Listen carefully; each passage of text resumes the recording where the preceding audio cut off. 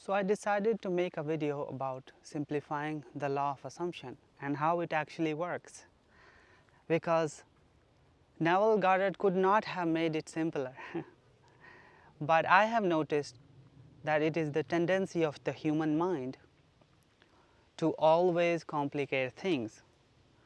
Well, I'm not sure who said it, but somebody said it, that the simplest answer or the simplest solution is always the best, probably the best.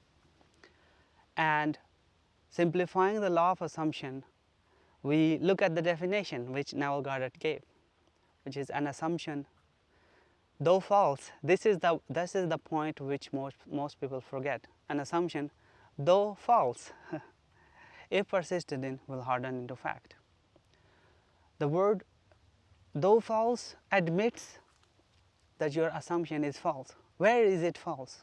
It's false in this world, which is already manifested. This is an experience which is already here. So from judging from or looking from your five senses and your eyes and your intellect, you will not see what you are assuming immediately. So an assumption, though false, if persisted in, well, where are you persisting? This is where Neville Goddard gives you the entire background. You don't need to know that, but it is helpful to know. Where he says that there is only God in this world, and your own wonderful human imagination is God. And he says that you are not this body, you are wearing this garment, you are something else. And this something else is the mind aspect, or the God aspect, or the Christ within. And that's where you persist. I was just having this contemplation that we are actually we are not two things, we are one. It's just one. It's easy to conceptualize, but the ego and your real self, they are sort of dual co-creator. They have a co-creator relationship. And so, because God became man, again Neville Goddard says, God became man so that man may become God. What does that even mean? It means that God desired to become man to experience this life, right? His own creation, this way, from a perspective of human. So God became man, and eventually God promised that you will unite with the source of creation once again, which in the Taoist philosophy they say the great Tao, which is all, everything. And in the Hermetic philosophy they say the all. So basically you have a co-creator relationship with this entity, or whatever you want to call it. So the Christ within and your ego. Your ego is the set of beliefs that you have accepted to be true through your life experience and societal programming. So, but since God became man, God has limited itself, or subjected itself to your ego, the human side of you, to have a genuine experience. And most of us get caught up in that, and we lose our sense of creative power. But it's a co-creator relationship, and I've told you the background why is that. So your ego or your human self decides through your life experience, through your desires, what do you want in life? And then your focus or your assumption, whatever you have accepted to be true, or where your attention is fixated upon, the Christ within, or the great Tao, or the spirit, the inner being within, will bring that into your experience, whatever you are focused upon. Good or bad doesn't matter.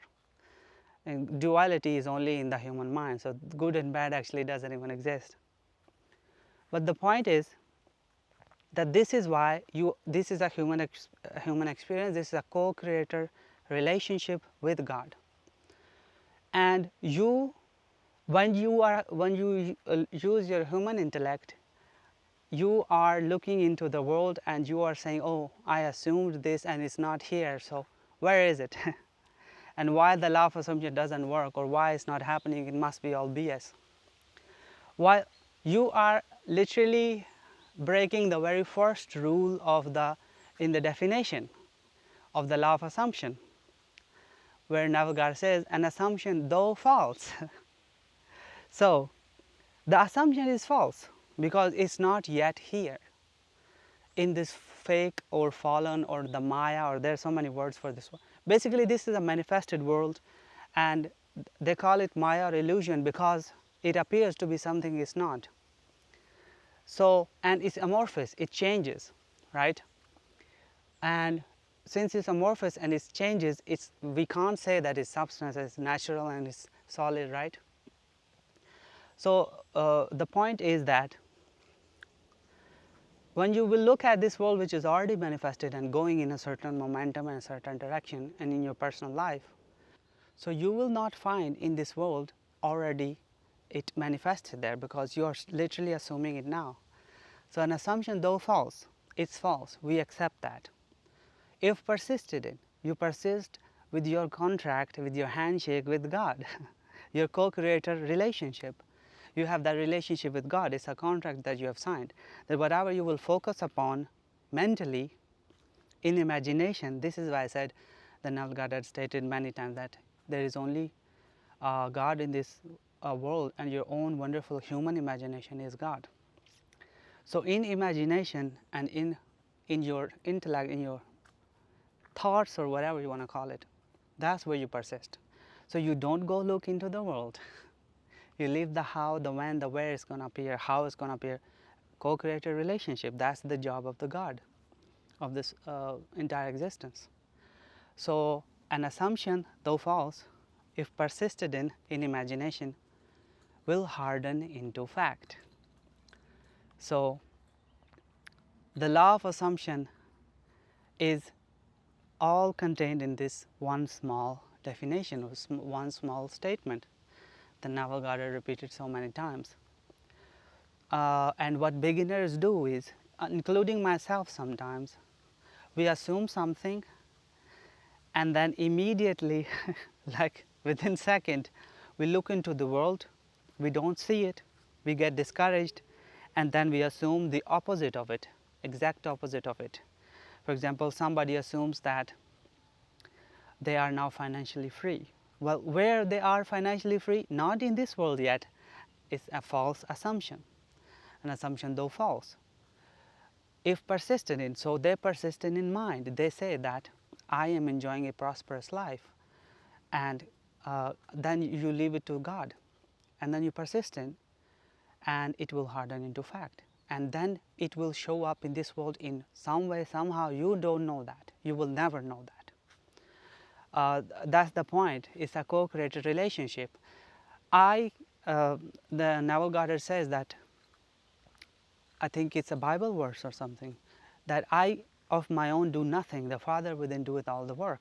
And he even talked about the personal impotence, that ego or the human self must admit that we can of ourselves do nothing. Why? Because there are too many things. This world is huge, and this reality is the dream is way too huge. We can never devise the perfect plan and control every single thing. That's the job of God. This is why it's a co-creator relationship. This is why your assumptions are false initially, and you must persist in only in imagination and in your words or in your inner talk.